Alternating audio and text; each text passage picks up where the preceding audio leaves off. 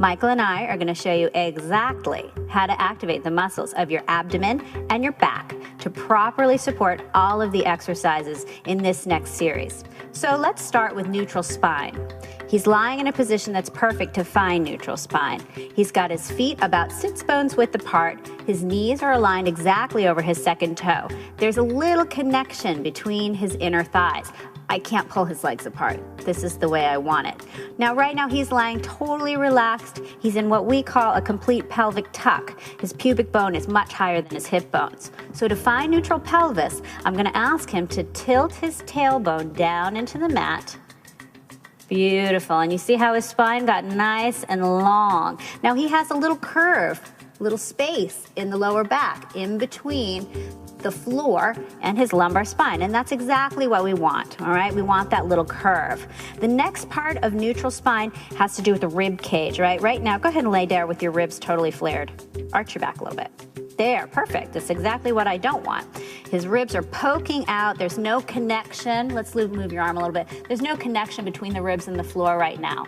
All right, so in order to get this neutral spine, what I want you to do is take a little breath in and exhale and connect the ribs to the abdominals. Beautiful. So he really now, you see he's connected to the floor here in the rib cage area. So with the ribs down and the tailbone dropped into the mat, he can really enjoy the natural curves of his spine. And next we're going to talk about muscular activation and how to wrap the muscles of the abdomen and the back around this natural curvature. So everybody thinks the stomach is one giant muscle. Well, shockingly enough, it is not. It is 4 separate muscles. You've got your transverse abdominis, your internal and external obliques, and your rectus abdominis. We're not really going to talk about the rectus abdominis. We're going to use it, we're going to work it, but we're not going to talk about it because it's easy to use. It uses itself, all right? So we're going to talk about the other muscles that are really important for muscular activation in this particular series.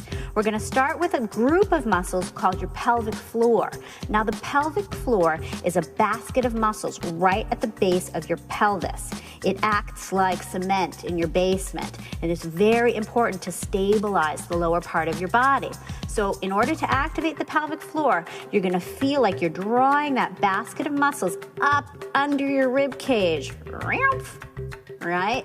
And tight as a rock, exactly the way I want it. Now he's gonna maintain this activation. The next muscle I wanna talk to you about is the transverse abdominis. This is that girdle of muscle, the innermost layer of muscle on the abdomen. It acts to lengthen the spine. It creates a really nice waist, so it's a very important muscle.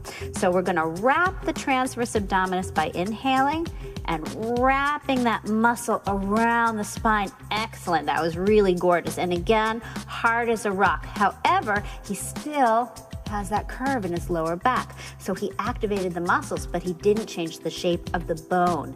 That's super important.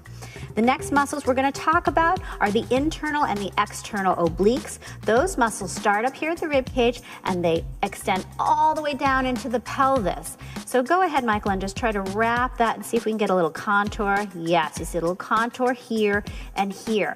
Very nice. And those muscles will stabilize the pelvis. I think this one's a little stronger. And that's normal too. A lot of us have a little imbalance, but we're going to talk about how we can correct that later.